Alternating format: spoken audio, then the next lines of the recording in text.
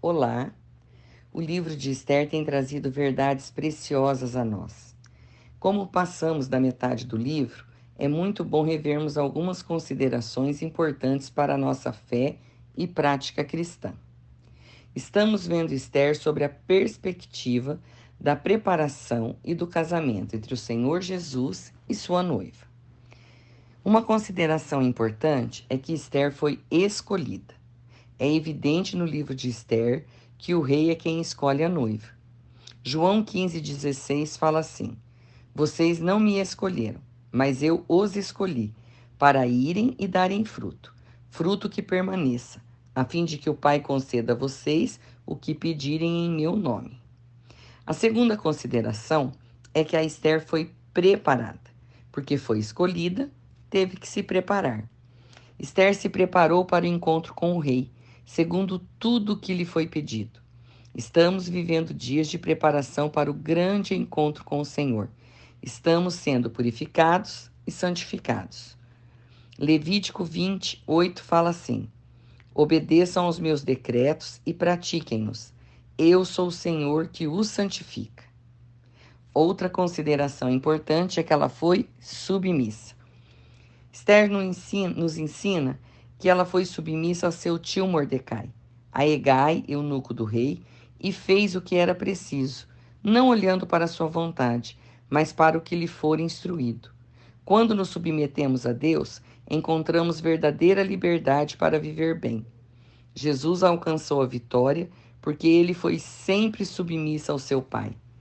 Em 1 Samuel 15:22 diz assim: Samuel, porém, respondeu: Acaso tem o Senhor tanto prazer em holocaustos e em sacrifícios, quanto em que se obedeça a sua palavra? A obediência é melhor do que o sacrifício, e a submissão é melhor do que a gordura de carneiros. Outra consideração é que Esther estava numa batalha. Há uma batalha espiritual em fazer parte da noiva. A partir do capítulo 3, começamos a ver o conflito entre os reinos. Reino de Deus e o sistema que reina no mundo. Como já vimos, há muitas diferenças em quem serve a Deus e a quem serve o mundo. Os princípios são diferentes e, em algum momento, eles vão se chocar. Passamos por muitas lutas e aflições, e através do livro de Esther, vemos também que, apesar das lutas e aflições, a mão do Senhor, muitas vezes invisível, outras visível, está no controle de todo o descontrole momentâneo.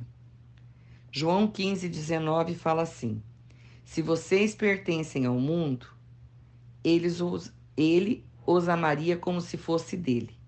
Todavia, vocês não são do mundo, mas eu os escolhi, tirando-os do mundo. Por isso, o mundo os odeia. Agora, no capítulo 6, começaremos a ver a mão do Senhor invisível, controlando a história e tornando os fatos mais visíveis. Esther 6, do 1 ao 14. Naquela mesma noite fugiu o sono do rei. Então mandou trazer o livro de registro das crônicas, as quais se leram diante do rei. E achou-se escrito que Mordecai tinha denunciado Bigtã e Teres, dois dos camareiros do rei, do guarda da porta, que tinham procurado lançar mão do rei Assuero. Então disse o rei: Que honra e distinção se deu por isso a Mordecai? E os servos do rei, que ministravam junto a ele, disseram: Coisa nenhuma se fez. Então disse o rei: Quem está no pátio? E Amã tinha entrado no pátio exterior da casa do rei para dizer ao rei que enforcasse a Mordecai, na forca que ele tinha preparado.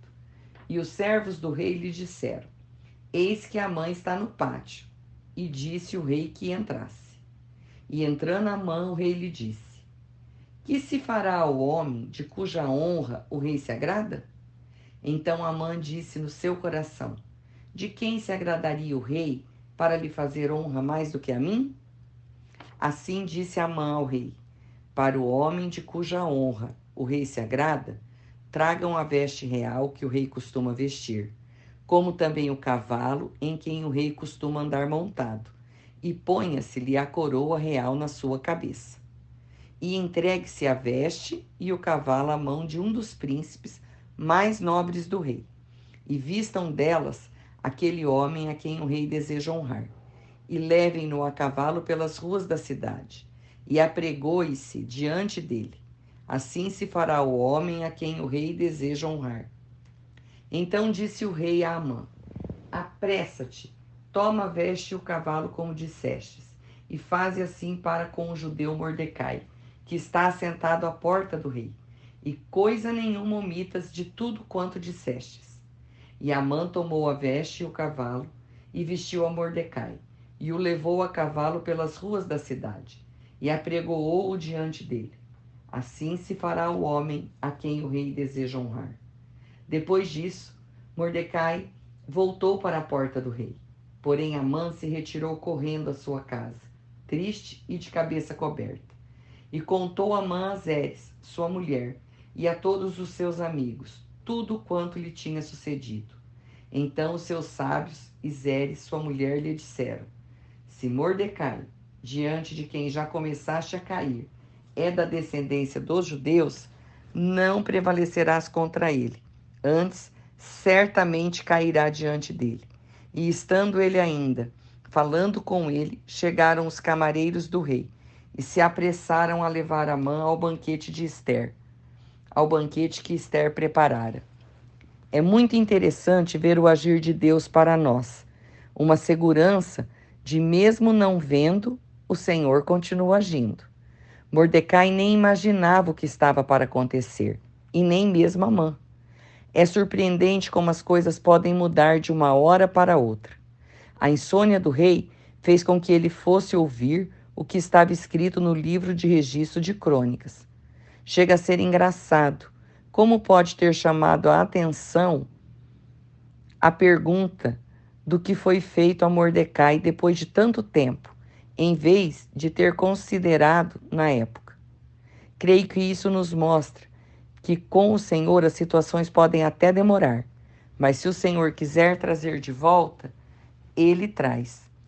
Tanto a correção como a honra. Nada fica oculto para sempre. Outra coisa interessante é que a mãe estava indo para pedir a cabeça de Mordecai. E quando é chamado para dar a sua opinião, a sua vaidade impede de considerar que o rei poderia estar falando de outra pessoa. Vaidade e soberba sempre vão nos levar à cegueira natural e também espiritual. Cegueira natural, porque vamos passando por cima de todos, sem considerar nada nem ninguém, e sempre vamos querer aparecer mais e mais. Cegueira espiritual, porque se não vejo nem no natural, como vou entender o que vem do espírito? João 3,6 fala assim: o que nasce da carne é carne, mas o que nasce do espírito é espírito. Romanos 8, versículo 5 fala assim: quem vive segundo a carne tem a mente voltada para o que a carne deseja, mas quem vive de acordo com o espírito tem a mente voltada para o que o espírito deseja. Vemos com tudo isso que Amã aconselha o rei segundo o desejo de seu coração, em ser honrado. Perceberam a intenção de Amã? O rei não percebeu, mas vemos claramente que Amã queria a glória do rei, mostrar o poder, a honra e a autoridade que um rei tem. Na verdade, o lugar do próprio rei. Assim é o inimigo. Ele quer destruir o povo de Deus. Quer a glória e o poder do Senhor, mesmo sabendo que é temporário. Amã queria ser honrado, mesmo que fosse só um passeio. Essa invertida na vida dele deve ter sido, como diz o ditado, brasa em sua cabeça e areia em sua boca, quando proclamava honras a Mordecai. O homem que lhe ia pedir a cabeça é o que ele vai ter que honrar. Parece loucura, né? Nosso Deus é caprichoso e surpreendente. Amã fica transtornado, porém Mordecai não se envaidece com as honras. Devemos guardar nosso coração assim. Honras neste mundo são como bolhas de sabão, lindas, encantadoras, mas acabam num piscar de olhos. Vemos isso porque Mordecai volta à porta do rei, mas Amã volta para casa, com a cabeça coberta, constrangido, abatido, por ter dado honra a quem queria matar. Deus age no ordinário, no dia a dia de nossas vidas. Ele faz o inesperado. Durante toda a exibição arrogante de Amã e seus planos perversos, Deus nem sequer uma vez tinha ignorado a ele, ou o seu projeto de matar Mordecai e os judeus. Deus não se esquece do seu povo, das suas promessas. Quando tudo parece ausente, Deus está presente. Mesmo em nossas aflições, Deus usa cada aflição como oportunidade para nos despertar para a compreensão de que Ele ainda se encontra no controle, para nos lembrar de que Ele é o Rei dos Reis.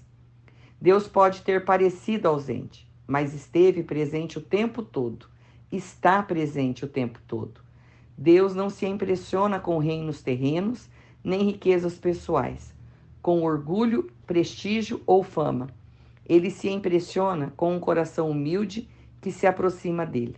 Salmos 34:18 fala assim: perto está o Senhor do que tem o coração quebrantado e salva os de espírito oprimido. Mateus 5, do 3 ao 5, fala assim: bem-aventurados os humildes de espírito, porque deles é o reino dos céus. Bem-aventurados os que choram, porque serão consolados.